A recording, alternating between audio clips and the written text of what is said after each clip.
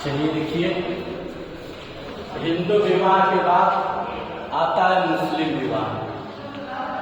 हिंदू विवाह के बाद आता है मुस्लिम विवाह। हिंदू विवाह एक प्रकार का धार्मिक संस्कार था। हिंदू विवाह एक सामाजिक मान्यताएं थी, ठीक ना। अब हम आते हैं इसमें मुस्लिम विवाह। मुस्लिम विवाह क्या, हम इसको जानेंगे, समझ रहे हैं ना। मुस्लिम विवाह में विवाह को एक धार्मिक मान्यता नहीं मानी जाती है। मुस्लिम विवाह को एक संविधान विवाह कहा जाता है। मुस्लिम विवाह को एक समझौता विवाह कहा जाता है। मुस्लिम विवाह में आपस में एक दूसरे से शर्तें होती हैं, आपस में समझौता होता है। समझौते के बाद जो लड़का पक्ष होता है, समझौते के बाद कुछ मेहर के रूप में भेंट देता है, समझ रहे हैं ना। कुछ क्या देता है, भेंट देता है। और उसमें तमाम प्रकार की चीजें क्या होती हैं, नियुक्त होती हैं। लेकिन एक हम कह सकते हैं मुस्लिम एक प्रकार का धार्मिक कोई भी संस्था नहीं है, धर्म कोई इनको मान्यता नहीं देता है, समझ रहे हैं ना। एक प्रकार का क्या है, समझौता केवल क्या है, समझौता कह लीजिए, संविदा कह लीजिए। और इस्लाम में विवाह को संविदा माना गया है। इसमें समझौता हो जाता है, इसमें तमाम प्रकार के विवाह होते हैं। समझौता ये भी हो जाता है कि हमारा विवाह तो 10 वर्ष खातिर रही, एक बाद हम तू अलग हो जाएंगे। जैसे 10वां वर्ष पूरा हुआ, दोनों लोग एक दूसरे से क्या हो गए, अलग हो गए। कोई उसमें मान्यता नहीं है, समझ रहे ना। आइए लेकर चलते। के.एम. कपाड़िया साहब भी एक बात कहते कि मुस्लिम विवाह एक प्रकार का समझौता विवाह है। दोनों पक्ष एक दूसरे से राजी होते हैं, राजी होने के बाद क्या कर लेते हैं, शादी कर लेते हैं। शादी करने के बाद 2 गवाह होते हैं, क्या होते हैं, 2 गवाह होते हैं, साक्षी होते हैं, दोनों हस्ताक्षर कर देते हैं। हस्ताक्षर करने के बाद के.एम. कपाड़िया साहब कहते हैं, हस्ताक्षर करने के बाद मेहर के रूप में भेंट दिया जाता है। उसके बाद शादी क्या होती है, संपन्न हो जाती है। कैसा कथन है के.एम. कपाड़िया साहब का। अब देखिए, अब मुस्लिम विवाह करने का उद्देश्य क्या होता है। देखिए, हम कोई भी कार्य करते हैं तो उस कार्य के पीछे कोई ना कोई हमारा उद्देश्य होता है। हम पढ़ा रहे हैं तो हमारे पढ़ाने के पीछे भी कोई ना कोई उद्देश्य होगा। आप पढ़ रहे हैं, पढ़ने के पीछे कोई ना कोई उद्देश्य होगा। हम बिना उद्देश्य का इस धरातल पर कुछ नहीं है, कुछ है, कुछ भी नहीं है। कहीं न कहीं उसका कुछ न कुछ क्या है, उद्देश्य है। उसी तरह से मुस्लिम विवाह का उद्देश्य, पहला उद्देश्य यौन संबंध बनाना, दूसरा उद्देश्य बच्चों का प्रजनन, यानी बच्चों को जन्म देना, और जन्म देने के बाद बच्चों की वैधता, यानी कि ये जरूरी नहीं कि हम जन्म दे दिए और कहे कि हमारा लड़का ना हो, ऐसा नहीं कर सकते। इसका उद्देश्य होता है बच्चों की वैधता देना, यानी कि हमारा लड़का आकर बाप है। और लड़कियों को मान्यता मिल जाती है, लड़के को स्वतंत्रता रहता है अपने पिता का नाम लिखने के लिए।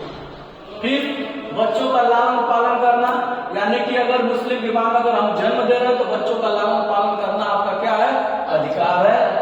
अगला है सामाजिक जीवन का नियमन। मुस्लिम विवाह में भी, मुस्लिम विवाह होने के बाद भी एक हम सामाजिक स्तर पर हम अपना सामाजिक जीवन जीते हैं। जिस तरह से हिंदू विवाह अधिनियम में, उस तरह से इसमें भी है। और ये इसमें भी कहा गया कि भारतीय समझौता जो अधिनियम बना है उसको भी मुस्लिम विवाह पर लागू होता है। जब हम उस महिला के साथ शोषण करेंगे, वो महिला भी उस कानून के तहत जा करके अपनी बात रख सकती है। अगर इस मुस्लिम विवाह में अगर कुछ होता है तो पति पत्नी के समझौते से, पत्नी भी चाहती है कि हम इनसे दूर रहेंगे, पति भी चाहता है कि हम इनसे दूर रहेंगे, उसमें कोई कानून काम नहीं करेगा। आप स्वतः एक दूसरे से क्या हो सकते हैं, दूर हो सकते हैं। यह इस्लाम धर्म उनको क्या देता है, मान्यता देता है, ठीक है। अब देखिए, मुस्लिम विवाह की विशेषता क्या है। देखिए, कुछ न कोई चीजें होती है, कुछ न कुछ विशेषताएं होती है ना। उनकी पहली विशेषता क्या है, विवाह एक समझौता या क्या है, संविदा है। समझौता कैसे होता है, एक गुरु मौलाना वहां बैठा रहता है, वह अपना मंत्र उच्चारण जो भी उनके में पढ़ता रहता है, 2 गवाह बैठे रहते हैं, समझौता होता है। समझौते के बाद लड़का लड़की को क्या देता है, मेहर के रूप में देता है, मतलब भेंट कुछ देता है। और जो भेंट होता है वो 11,111 रुपया, 111 रुपया ऐसे करके उनमें चलता है। क्या विशेषता है? पहला एक समझौता और क्या है, संविदा है। और विवाह की शर्तें भी होती है।